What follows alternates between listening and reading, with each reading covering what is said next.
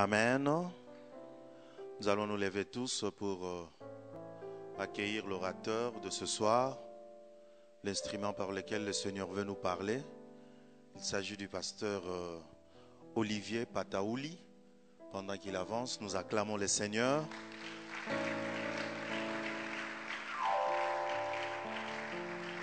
Il est du centre évangélique Maranatha vers le quartier GB. C'est cela.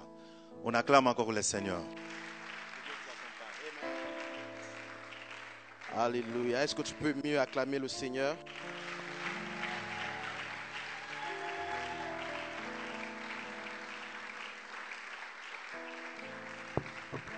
J'aimerais que là où tu es, tu puisses encore te recueillir une fois dans la présence de Dieu. J'aimerais que tu chantes avec moi. Nzambe na bomoi yangai moteme koma yayo mulinga minangai oya tango nyoso nami kabina yo moningama yo pesa kabomo zaka.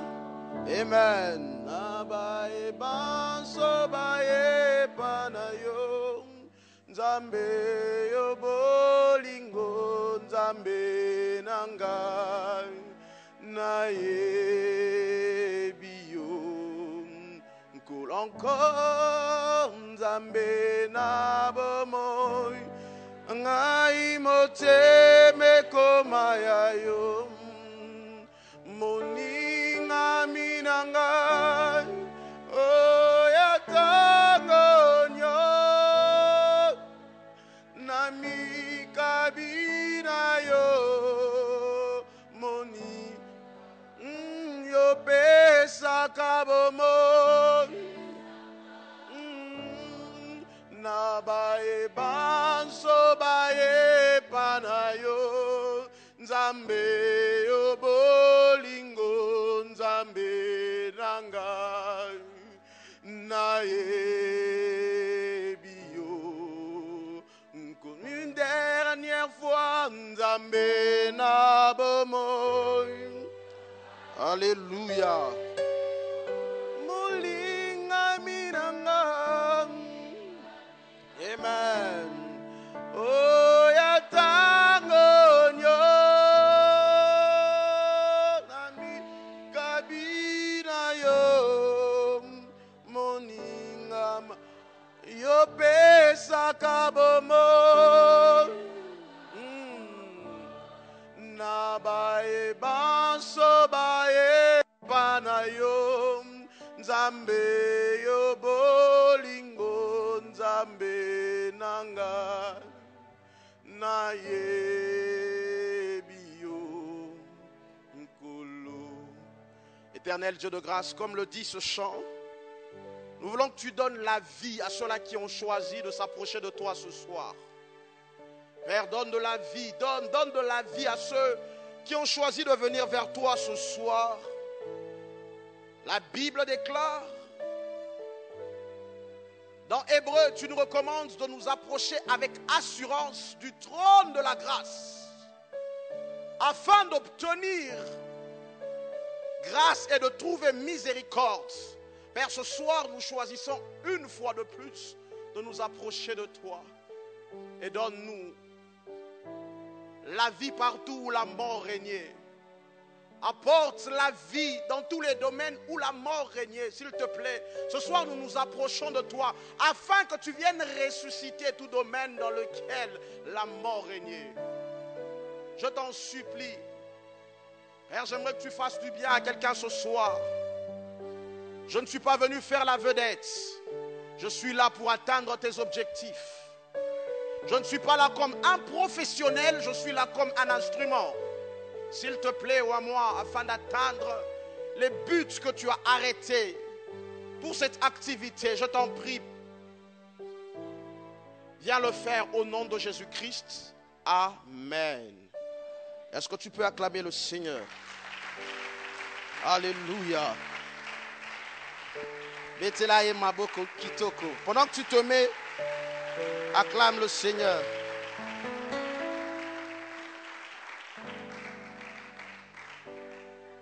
Ah, que Dieu soit béni pour sa présence. Alléluia. Je disais que Dieu soit béni pour sa présence. Vous savez, chez moi à Maranatha, j'ai l'habitude de dire qu'avec Dieu, le quorum est atteint lorsqu'il est présent. Alléluia. Je disais, avec Dieu, le quorum est atteint lorsque lui est présent. Et moi, j'aime sa présence. Je disais, j'aime sa présence et je crois que tu aimes aussi sa présence. Alléluia.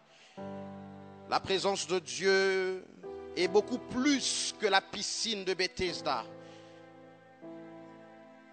Lundi, j'ai dit à l'église que la présence de Dieu est de loin meilleure à la piscine de Bethesda. Et de loin meilleure à la piscine de Bethesda. Vous savez, à la piscine de Bethesda, pour être guéri, il fallait être le premier à se jeter dans l'eau. Alléluia.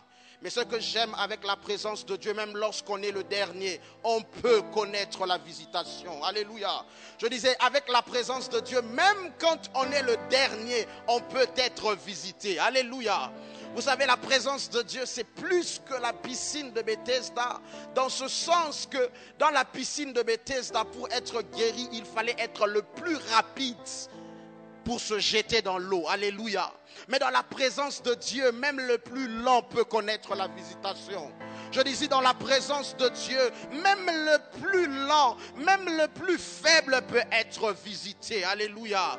Ah, j'aimerais dire à quelqu'un que la présence de Dieu, c'est plus que la piscine de Bethesda.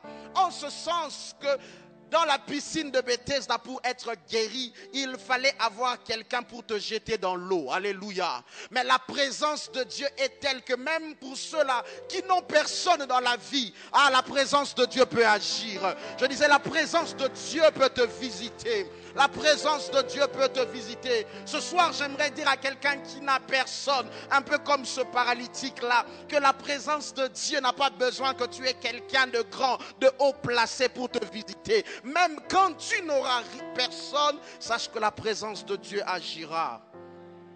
Ah, la présence de Dieu est plus que la piscine de Bethesda.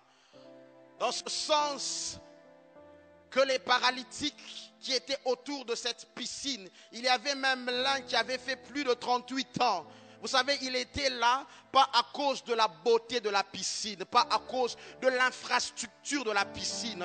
Il était là parce qu'il croyait en la capacité de la piscine de résoudre ses problèmes. Alléluia.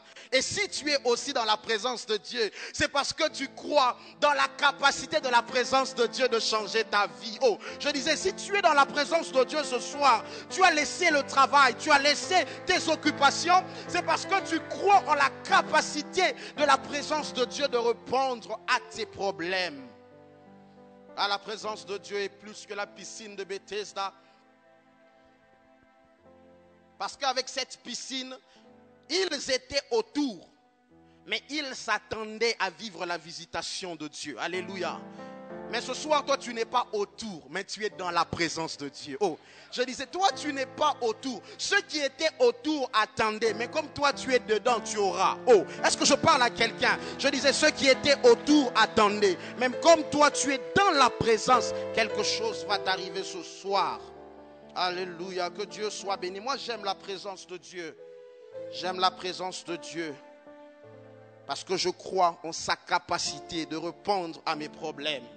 Alléluia, que Dieu soit béni. Avant d'aller plus loin, j'aimerais dire merci au pasteur qui m'a cédé sa chair.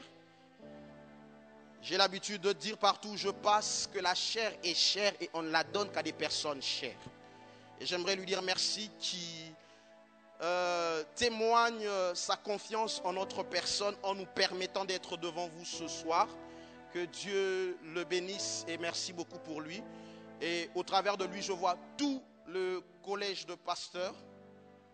Et j'aimerais que vous croyiez au Dieu qui les a appelés. Alléluia. Vous savez, lorsque Dieu vous donne des modèles, en fait, Dieu veut vous faciliter la tâche en vous donnant des modèles. Alléluia.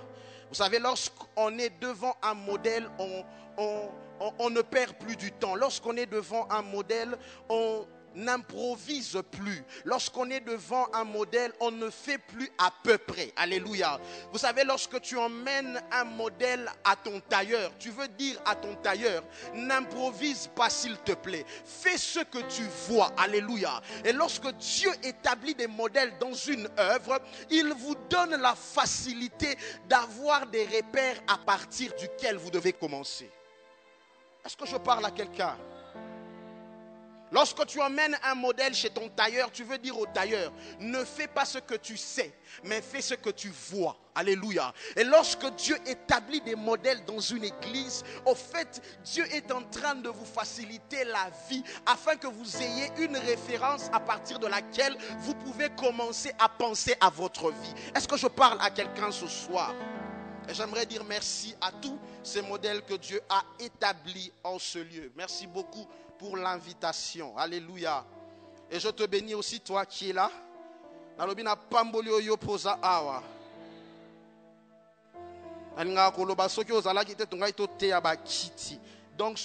il faut peut-être honorer. Alléluia. Et je crois que quelqu'un sera béni ce soir. Je disais, je crois que quelqu'un sera béni ce soir. Au nom du centre évangélique Maranatha, je vous salue.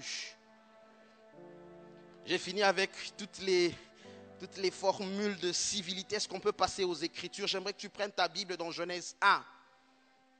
Genèse 1. Genèse 1. Du verset 1 au verset 3. Puis nous allons prendre le verset 26 et le verset 31. Genèse 1, 1 à 3. 26, 31. Puis nous allons prendre Genèse 2, 1 à 3. J'aimerais un peu exercer ceux qui ont lu leur Bible. Ça fait très longtemps. On va un peu beaucoup lire les Écritures avant de parler de la part du Seigneur. Genèse 1. Tu l'as trouvé? Genèse, c'est la fondation des Écritures. Les théologiens disent que si Apocalypse, c'est la toiture, Genèse, c'est la fondation. Alléluia. Et au travers d'une fondation, vous pouvez déjà vous faire une idée de la configuration d'une maison, n'est-ce pas? Lorsque tu arrives quelque part, tu vois la fondation, tu peux te dire déjà que telle maison aura 2, 3, 4 chambres, n'est-ce pas? Et Genèse, c'est la fondation. C'est le livre qui est au fait, qui contient la prophétie de ce que Dieu avait prévu de faire dans toute la Bible. Genèse 1. 1 à 3. Tu l'as vu? La Bible dit, au commencement, Dieu créa les cieux et la terre était informe et vide. Il y avait des ténèbres à la surface de l'abîme. J'aimerais que qu'on s'attarde sur le deuxième verset. La Bible dit, la terre était informe et vide. J'aimerais que tu soulignes ce groupe de mots. La terre était informe et vide. La Bible ajoute en disant qu'il y avait des ténèbres à la surface de l'abîme et l'Esprit de Dieu se mouvait au-dessus des eaux. Dieu dit que la lumière soit et la lumière fut. Prenons le verset 26.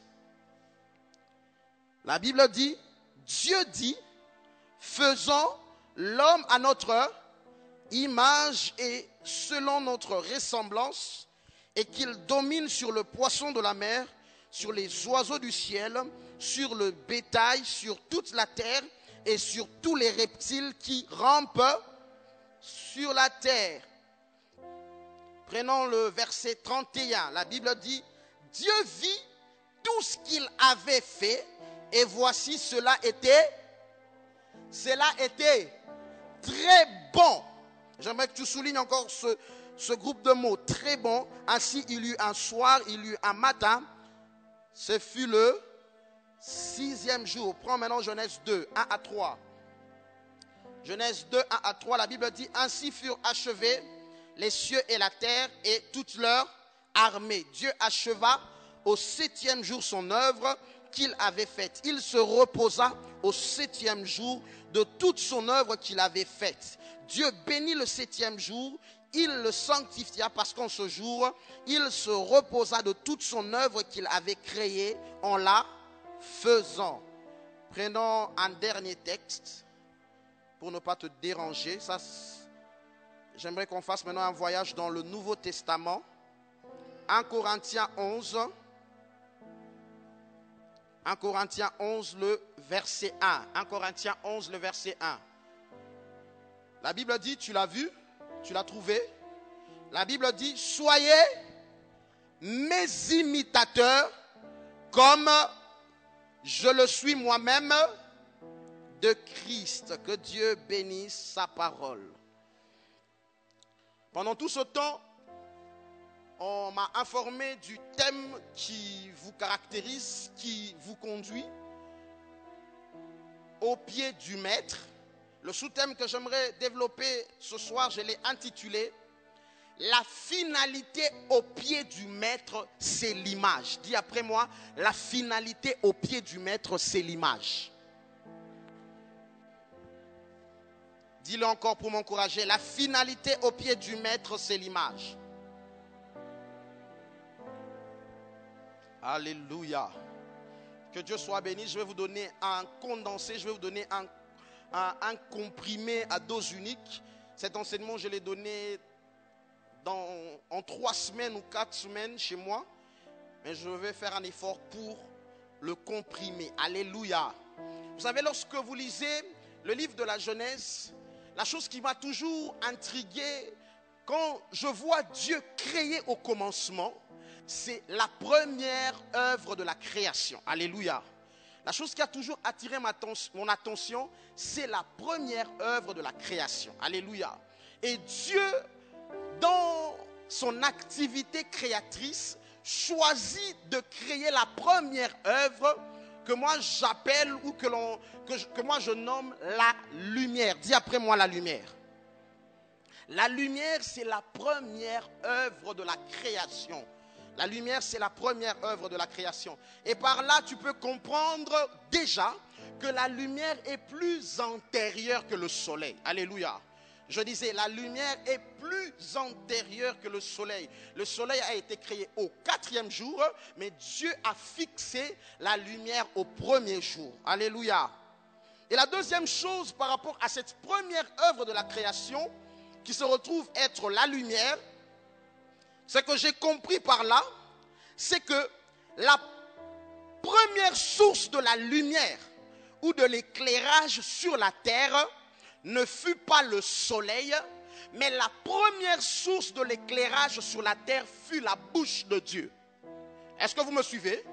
Je disais, la première source qui a engendré la lumière sur la terre, qui a produit de l'éclairage sur la terre, cette source ne fut pas le soleil, mais la première source qui a apporté la lumière sur la terre, c'est la bouche de Dieu. En d'autres termes, la bouche de Dieu au commencement fut l'interrupteur de la création. Alléluia.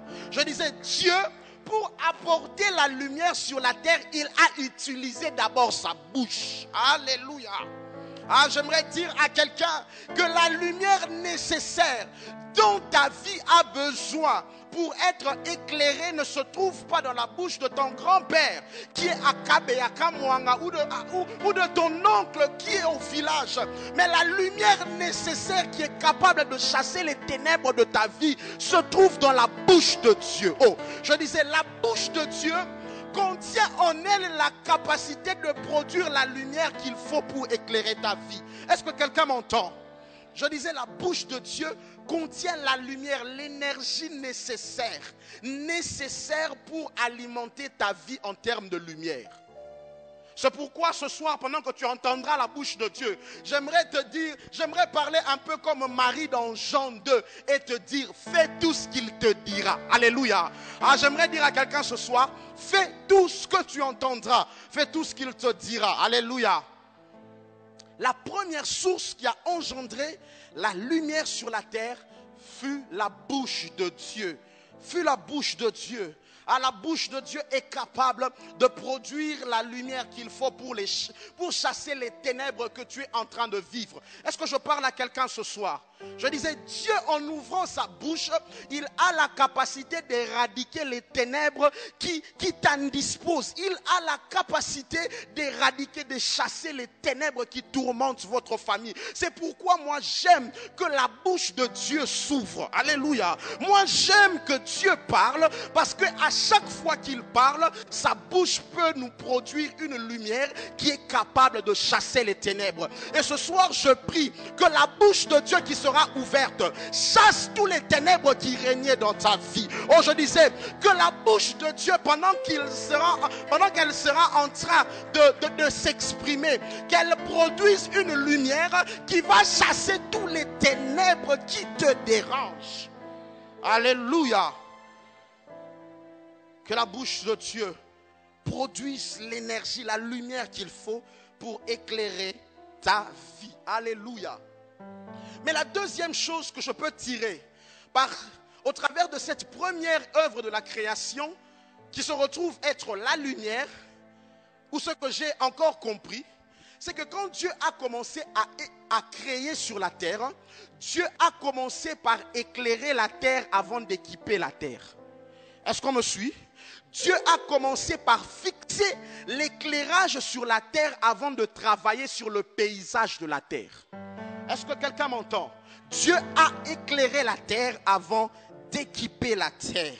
Dieu a éclairé la terre avant d'équiper la terre.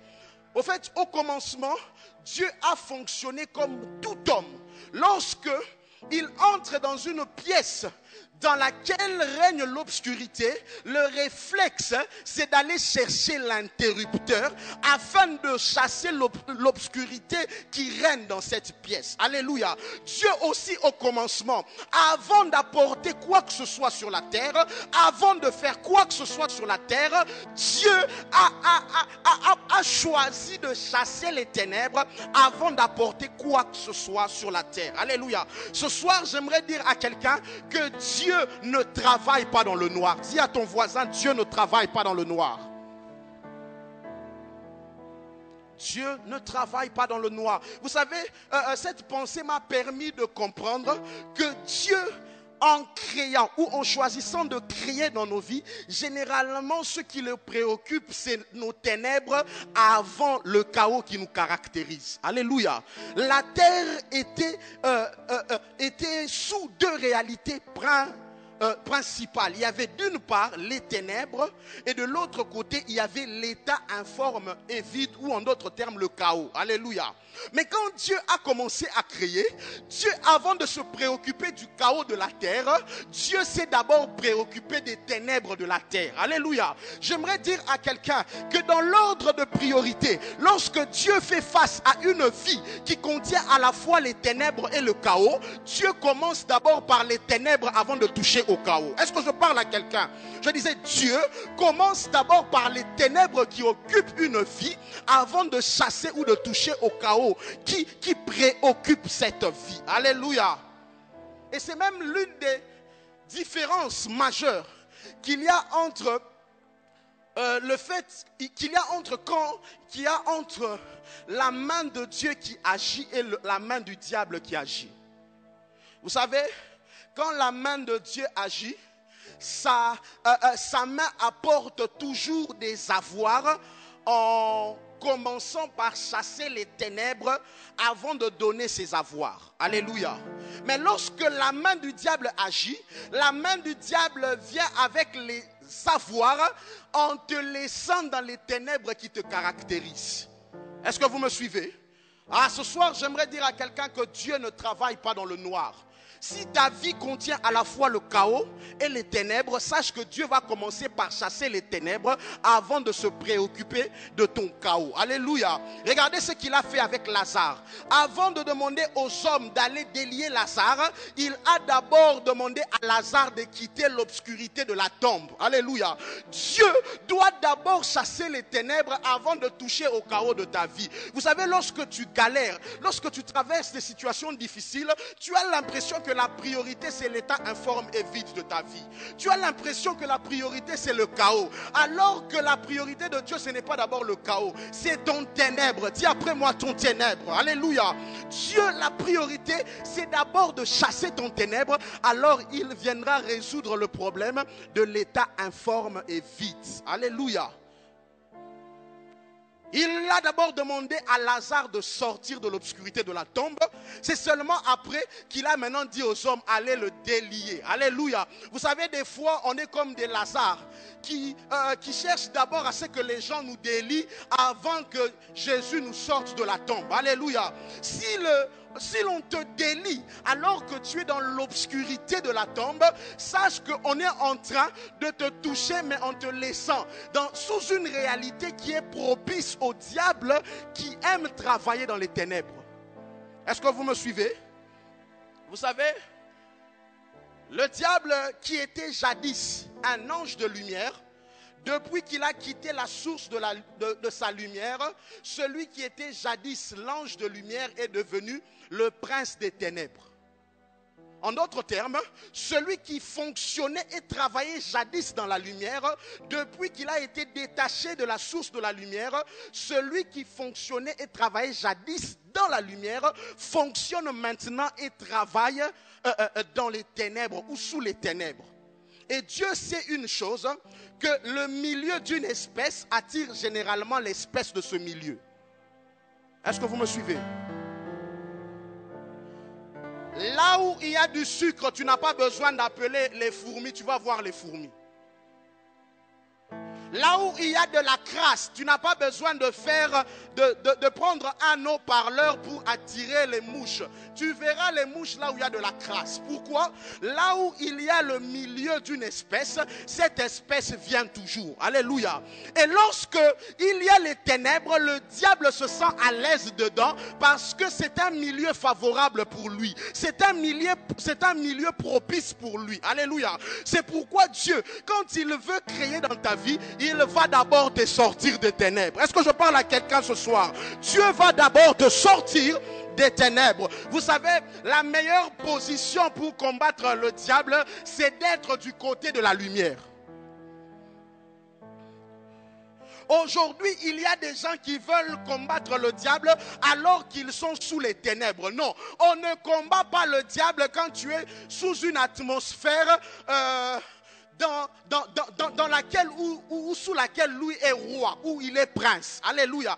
La meilleure manière de combattre le diable, c'est d'abord d'être du côté de la lumière. Tu mènes une mauvaise vie. Tu es dans une vie de compromis. Tu es dans une vie de tricherie. Ah, la meilleure manière de combattre le diable, c'est d'abord de choisir d'être du côté de la lumière.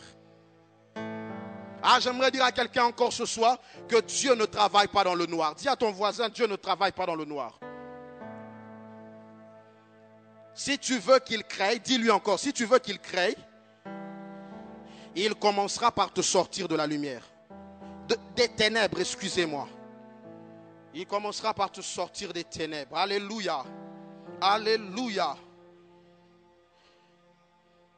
Dieu commence l'œuvre de la création par la lumière. Alléluia. Je vais aller maintenant rapidement. Dieu, après avoir créé la lumière, la Bible dit que Dieu vit que cela était. La Bible dit Dieu vit que cela était. Prêche avec moi, non. Dieu vit que cela était bon. Dieu quitte le premier jour pour le deuxième jour. Alléluia.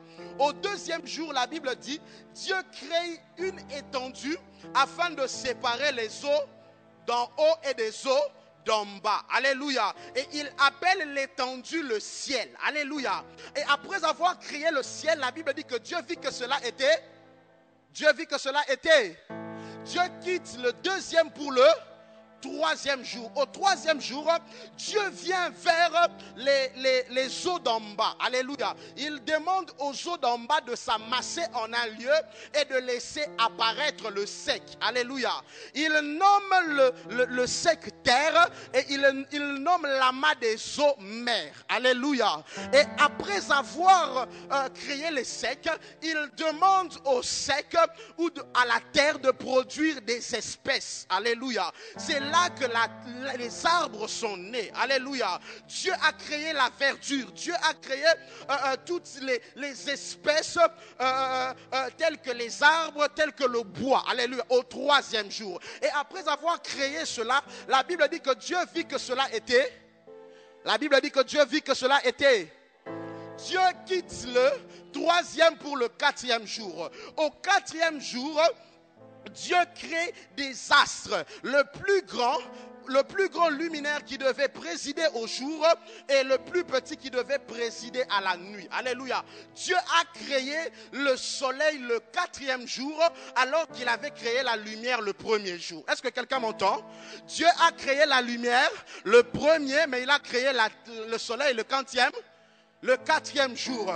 Vous avez fait la géographie avec moi, non? Vous savez, cette vérité m'a permis de comprendre que du premier au troisième jour, la lumière qui était produite sur la terre ne venait pas du soleil. Est-ce que vous me suivez? La lumière qui était produite sur la terre ne venait pas du soleil. En d'autres termes, pour ceux-là qui ont fait la géographie, la terre était éclairée sans que la terre ne tourne autour du soleil. Alléluia. J'aimerais dire à quelqu'un qu'avec Dieu, ta vie est capable d'être éclairée sans que tu puisses tourner autour de certains soleils. Oh, je disais, est-ce que je parle à quelqu'un ce soir?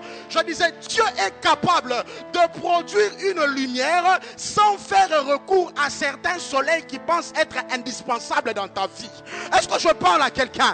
Il y a des gens qui pensent que pour que toi tu puisses aller de l'avant, pour aussi lire sa classe, pour au bas là, il faut aussi la rotation autour de lui. J'aimerais dire à ces gens-là, vous serez étonnés de me voir éclairé alors que je n'ai pas tourné autour de vous. Je disais, vous serez étonnés de me voir éclairé alors que je n'ai pas tourné autour de vous. J'aimerais prophétiser sur la vie de quelqu'un que Dieu rende le travail de certains soleils un travail indispensable parce qu'ils seront surpris que dans ta vie il y a une lumière qui ne vient pas de leur soleil. Alléluia. Dieu a créé le soleil au quatrième jour. C'est le quatrième jour que la lumière a porté le corps. Dis après moi, la lumière a porté le corps. Et c'était prophétique. Vous savez ce qui se fait dans la Genèse, c'est une prophétie de ce que Dieu avait prévu de faire dans la suite du temps. Dans la suite du temps aussi, la lumière créée au premier jour devait prendre corps. Alléluia. Et c'est au quatrième jour que la lumière a pris un corps et on a nommé ce corps le soleil. Alléluia. Et après avoir créé ces deux astres, la Bible dit que Dieu vit que cela était. La Bible dit Dieu vit que cela était. On quitte le quatrième pour le cinquième jour. Au cinquième jour, Dieu parle aux eaux d'en bas. Il parle à la mer. Il demande à la mer de produire divers espèces. Alléluia. C'est là que la mer a produit des espèces aquatiques. C'est là que la mer a produit la baleine. C'est là que la mer a produit toute forme d'espèces qu'il y a dans les eaux. Alléluia. Et après avoir créé cela, la Bible dit que Dieu vit que cela était. La Bible dit que Dieu vit que cela était. Dieu quitte le cinquième pour le sixième jour. Au sixième jour, Dieu dit ceci: faisons l'homme à notre image et selon notre ressemblance. C'est au sixième jour que Dieu est entré dans son conseil. Parce que l'on parle maintenant de faisons. Il est entré dans son conseil pour créer le chef-d'œuvre de la création. Alléluia. Au sixième jour, c'est là que Dieu a créé l'homme. Alléluia. Et après avoir créé l'homme, la Bible dit que Dieu vit que cela était. Non, j'entends un son confus. La Bible dit que Dieu vit que cela était. La Bible dit que Dieu vit que cela était très bon. Alléluia. Vous savez, lorsque vous regardez la création, vous vous rendrez compte que Dieu a commencé par le bon, mais il a clôturé par le très bon. Alléluia. Je disais, Dieu a commencé à créer en apportant le bon, mais il n'a pas clôturé avec le bon, il a clôturé avec le très bon. J'aimerais dire à quelqu'un qu'à chaque fois que tu vois le bon de Dieu, sache que tu n'es qu'à l'entrée. Alléluia. Sache que tu n'es qu'à l'entrée. Ah, tu n'as pas encore reçu le plat de consistance. Tu n'es qu'à l'entrée. Ah, ce n'est que l'apéritif. Le bon avec Dieu n'est que l'apéritif. Ce n'est pas encore le plat de consistance. Ah, j'aimerais dire à quelqu'un qui a un bon travail. Je disais, il a un bon travail. Ah, ce travail-là lui permet de payer les études de ses enfants. Ce travail-là lui permet de voyager. Ah, j'aimerais te dire que ce n'est que le bon. Et ne t'arrête pas avec le bon. Parce que Dieu, quand il crée, il ne s'arrête jamais avec le bon. Il clôture toujours avec le très bon. Est-ce que je parle à quelqu'un ce soir? Je disais, est-ce que je parle à quelqu'un ce soir? Ah, j'aimerais parler à quelqu'un qui s'est marié. Tu as vécu un bon mariage. Ah, sache que ce n'est que l'apéritif. Ce n'est que l'entrée. Alléluia. La Bible dit dans Romains 12...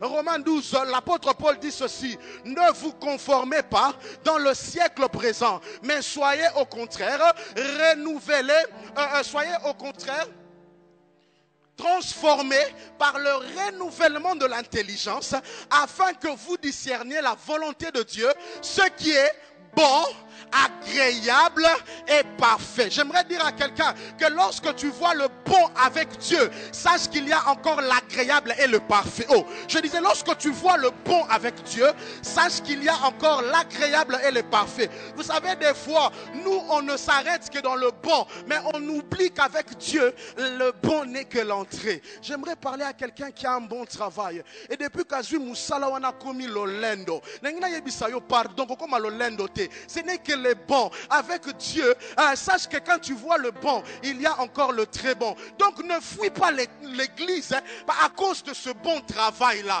Il y a le très bon pour toi. Tu risques de rater le très bon à cause du fait que tu ne te concentres que sur le bon. Ah, j'aimerais dire à quelqu'un que quand Dieu fait le bon, c'est l'entrée. Dis à ton voisin, quand Dieu fait le bon, c'est l'entrée. Ah oui, ce n'est que le bon. Ah, ce n'est que le bon. Alors tu ne dois pas t'arrêter. Je disais, tu ne dois pas t'arrêter. Nzamba sali o grâce. Ozala ki na moi taxi mon robo compliqué. Okomi siko na IST à propre. Et ça na IST wana ndo ki na ngo musala. Et tu as l'impression que depuis que tu as cette voiture là, tu as, je ne sais, atteint le summum. J'aimerais dire à quelqu'un, à chaque fois que tu as le bon avec Dieu, sache que ce n'est que l'entrée. Dieu a prévu encore le très bon. Oh, je disais, Dieu a prévu des Prado. Dieu a prévu des Hammer. Et donc ne t'arrête pas avec le bon. Alors qu'il y a plus que le bon. Dis à ton voisin, avec Dieu, il y a plus que le bon. Vous savez, l'adverbe d'intensité très dans Genèse 1, qu'on a lié à bon, vient de l'hébreu mehod. Dis après moi mehod. Mehod veut dire extrêmement. Mehod veut dire plein. Alléluia. Mehod veut dire complet. Alléluia. J'aimerais dire à quelqu'un qui vit le bon avec Dieu, sache que tu ne dois pas t'arrêter avec le bon. Il y a encore l'extrêmement. Oh, je disais, il y a encore l'extrêmement. Ne t'arrête pas avec le bon. Ne t'arrête pas avec le bon. Aujourd'hui, Moussala wana ya $500, tu commences à donner beaucoup d'excuses pour servir Dieu. Vous savez, pasteur, il y a des gens comme ça. Nzamba pambolier moi mouké na Moussala ya $500 a commis monsieur busy, a commis monsieur busy, beaucoup d'excuses. Alors que Dieu est en train de voir pour lui le très bon. Lui, il veut s'arrêter sur le bon. J'aimerais dire à quelqu'un qu'il y a l'extrêmement. Oh, je disais, il y a l'extrêmement. Pendant que toi, tu veux te réjouir de ce salaire de 500. Il y a des gens qui touchent des salaires de $16,000 ici au Congo. Il y a des gens qui touchent des salaires de $30,000 ici au Congo. J'aimerais dire à quelqu'un, avec Dieu, le bon, ce n'est que l'entrée. Je disais, le bon, ce n'est que l'entrée. Il y a le très bon. Il y a le très bon. Il y a le très bon. Il y a le très bon. Ah, je disais, il y a le très bon. Il y a le très bon. Il y a le très bon. Il y a le très bon. Je vais finir par là. Vous savez, Dieu, dans Genèse 1, 26, s'arrête de faire sur la terre. En créant l'homme, il dit, faisons l'homme à notre image et selon notre ressemblance. Et c'est seulement après avoir créé l'homme que Dieu a vu que dans la terre, il y avait le très bon. Dieu s'est arrêté de faire sur la terre quand il s'est reproduit sur la terre. Est-ce que vous me suivez? Je disais, Dieu a arrêté de faire sur la terre quand il s'est reproduit sur la terre. Dieu a clôturé l'œuvre de la création en se créant sur la terre. En d'autres termes, Dieu a cessé de faire sur la terre quand il s'est fait sur la terre. Je disais, Dieu a cessé de faire sur la terre quand il s'est fait sur la terre. Ah, j'aimerais dire à quelqu'un que Dieu a cessé de donner à la terre quand il s'est donné à la terre. Bien-aimé, le très bon avec Dieu, ce n'est pas ses avoirs, mais c'est son être. Je disais, le très bon avec Dieu ne vient pas avec ce qu'il a, mais le très bon avec Dieu vient avec ce qu'il est. J'aimerais dire à quelqu'un ce soir, la plus grande chose que Dieu puisse te donner dans la vie, ce n'est pas une villa à gommer. Ce n'est pas avoir des affaires florissantes. La plus grande chose que Dieu puisse te donner dans la vie, c'est son image. Oh, je disais, la plus grande chose que Dieu puisse te donner dans la vie, c'est son image. La plus grande chose que Dieu puisse te donner dans la vie, ce ne sont pas ses avoirs, mais c'est son être. C'est son être. Dieu a clôturé le travail sur la terre quand il a produit son être sur la terre. La plus grande chose que Dieu puisse te donner, j'aimerais dire à un homme d'affaires, ce n'est pas tout ce que tu vois, c'est son image. C'est lorsqu'il te donne son image. Le très bon avec Dieu, c'est l'image. C'est l'image. Le summum du travail de Dieu dans nos vies, ce n'est pas ce qu'il a. Le summum du travail de Dieu dans nos vies, c'est ce qu'il est. Lorsque vous voyez quelqu'un manipuler ce que Dieu est, dites-vous que vous êtes en face de quelqu'un qui a le très bon avec Dieu. J'aimerais dire à l'église de Dieu, le très bon avec Dieu ne vient pas avec ce que Dieu a, mais le très bon avec Dieu vient avec ce qu'il est. Avec ce qu'il est, avec son image. C'est son image qui est le très bon. C'est pourquoi j'aimerais dire à l'église que notre idéal dans la foi, ce n'est pas des records à battre, mais c'est une stature à atteindre. Je disais, notre idéal dans la foi, c'est ressembler à Christ. Je disais, notre idéal dans la foi, c'est avoir l'image du Dieu que nous contemplons tous les jours. Notre idéal dans la foi, ce n'est pas une personne à dépasser, mais c'est une personne à ressembler et à imiter. On n'est pas là en train de vouloir dépasser les autres. On est là pour ressembler à quelqu'un. Je disais, Église du Christ, on n'est pas là pour dépasser les autres. On est là pour ressembler à quelqu'un. Et l'idéal, le très bon avec Dieu, c'est d'avoir l'image de Dieu. C'est d'avoir son image. Ce qui nous doit à se rendre compte que oh et ça mon Christ. Dans le but oh et ça mon Christ. Même s'il n'a pas vu tes biens, même s'il n'a pas vu tes voitures, le simple fait de te côtoyer, il a l'impression qu'il vit avec l'image de Dieu. Église du Christ, notre idéal dans la foi, c'est de manipuler l'image, c'est de fonctionner dans l'image ou avec l'image. Et je vais clôturer par là. Vous savez, Paul, l'apôtre Paul dit ceci dans 1 Corinthiens 11 que nous avons lu. l'apôtre Paul dit, soyez mes imitateurs comme moi-même je suis de Christ. Soyez mes imitateurs comme. Ah, j'aimerais dire à quelqu'un que dans les choses de Dieu, on imite quand la chose que tu imites est comme. Oh. Je disais, dans les choses de Dieu, on imite pas seulement parce que c'est bien, pas seulement parce que c'est beau, mais parce que la chose que tu imites est comme. Lorsque tu vois un homme de Dieu, ne cherche pas à l'imiter parce qu'il parle bien.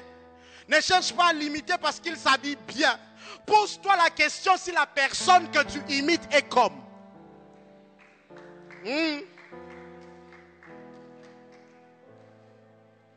Les modèles à imiter dans la vie chrétienne doivent être des modèles qui sont comme. Est-ce que vous me suivez? Même s'il remplit des stades, il doit être comme pour que tu l'imites.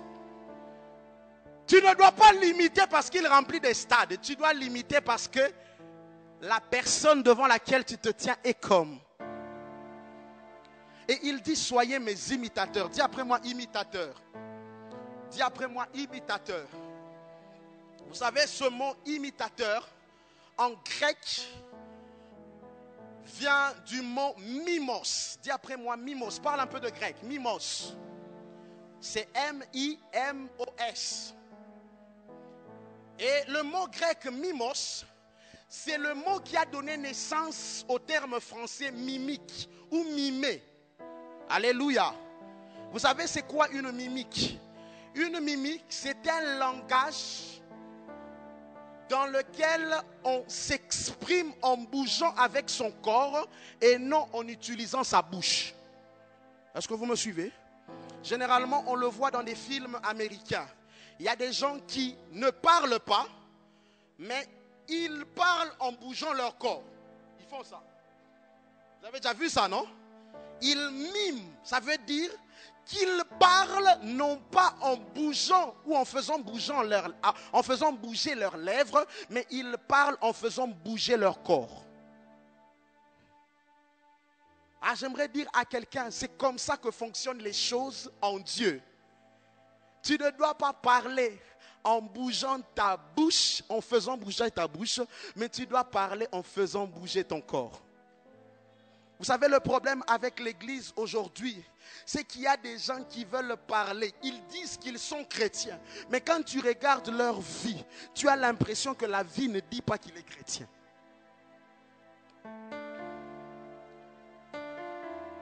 Dans les choses de Dieu, il est question de bouger avec son corps plus qu'on ne bouge avec sa vie, avec ses lèvres. Tu n'as pas besoin de dire à l'école, je suis chrétien, je suis chrétien. Les gens doivent te voir. En te voyant, ils doivent se dire, ce gars est en train de me parler. Il est en train de me présenter l'image.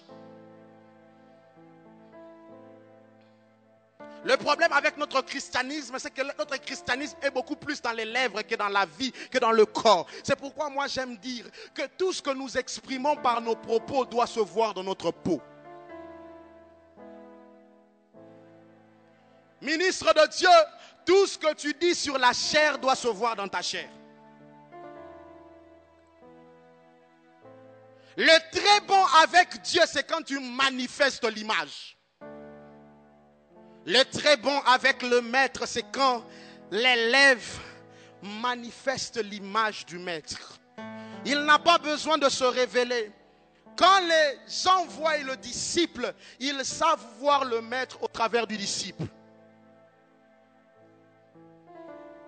Vous savez, j'ai fait des recherches sur l'image.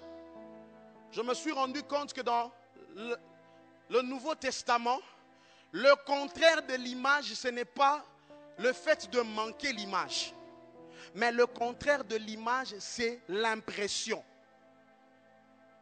Le contraire de l'image, c'est le frappe-œil. Le contraire de l'image, c'est le semblant. Aujourd'hui dans l'église, il y a des gens qui sont dans l'impression au lieu d'être dans le fait de présenter l'image. À l'église, il donne l'impression qu'il est chrétien. à l'école, il donne l'impression. J'aimerais dire à quelqu'un que quand il n'y a pas d'image, généralement, il y a l'impression. Ce soir, nous devons travailler pour avoir le très bon qui est l'image. Ce soir, c'est une question d'image. Pourquoi tu dois avoir l'image? Parce qu'en regardant l'œuvre de la création, vous vous rendrez compte que Adam, c'est le premier cadet de la création qui a hérité avant ses aînés. Vous me suivez? Je disais, Adam, c'est le premier cadet de la création qui a hérité avant ses aînés. Adam est né le 6e jour. Il est né après les crocodiles. Il est né après la baleine. Il est né après les arbres. Il est né après la tortue. Il est né après le lion. Il est né le dernier. Mais c'est lui à qui Dieu a légué la responsabilité de la terre. C'est à lui que Dieu a légué l'héritage appelé terre. Pourquoi? Parce que Adam, c'est le seul être de la terre qui avait l'image de Dieu. Oh, je disais, Adam, c'est le seul être qui avait l'image de Dieu. Et dans la tête de Dieu, ce n'est que l'image qui peut gérer l'héritage. Avec Dieu, ce n'est que l'image qui peut gérer l'héritage. Partout où tu demandes l'héritage que Dieu t'a réservé, Dieu viendra toujours voir si tu as l'image qu'il faut. Nzambe pesanga musala. Nzambe ya kotala soki oza na image oyo ko supporter musala oyo bombeli yo. Dieu ne lègue l'héritage qu'à l'image. Là où il n'y a pas l'image, on a généralement du mal à gérer l'héritage. Christ dit à ses disciples, j'ai encore beaucoup de choses à vous donner, mais à vous dire, mais vous êtes encore incapables de le supporter. J'aimerais dire à quelqu'un ce soir que là où on court après l'héritage, on doit travailler sur l'image qui va supporter cet héritage. Mon frère Oluka Moussala, il y a des Moussala wana ponzamba pesa yo. Il faut régler ba caractère moko zalaka nango, sinon na Moussala wana bako kango escroc. Bako kango escroc. Il n'y a que certaines images qui supportent certains héritages. Il faut caractère Hélène, ma soeur. Caractère Hélène, sinon tu vas faire de ce mari-là un Mac Tyson. Il faut que caractère Hélène. À chaque fois que tu viens réclamer l'héritage ici, pose-toi toujours la question, suis-je en train de manipuler l'image qui va supporter cet héritage? Oui, ma soeur. Frère Wana Yaba français, belé, comme ça y est Mac Tyson. Libala. Mais tu es encore arrogante, tu es encore insolente. Quand tu ouvres ta bouche, on a l'impression que c'est un tremblement de terre qui peut sortir. Mais il faut d'abord l'image qui va supporter l'héritage. Il faut l'image. Est-ce que je parle à une sœur? Travaille maintenant sur l'image. Travaille sur l'image. Parce que ces frères-là vont commencer à fuir. J'étais allé voir un ami alors que Golia et pas un maman pour l'ambaka bien. Travaille sur certaines images qui vont porter l'héritage. Est-ce que je parle à quelqu'un? Est-ce que je parle à quelqu'un? Tenons-nous debout, nous allons réclamer l'image. Je disais, tenons-nous debout, nous allons réclamer l'image.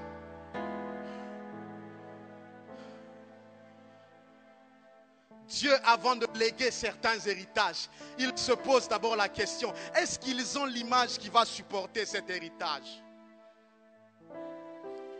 Mon frère, tu veux être ministre, tu veux être un grand homme, mais tu ne règles pas encore l'image qui va supporter cet héritage. Vous êtes tout le temps dans le coin. Pantalon mais tu penses être un grand homme. Non, en matière d'héritage, il faut travailler l'image qui va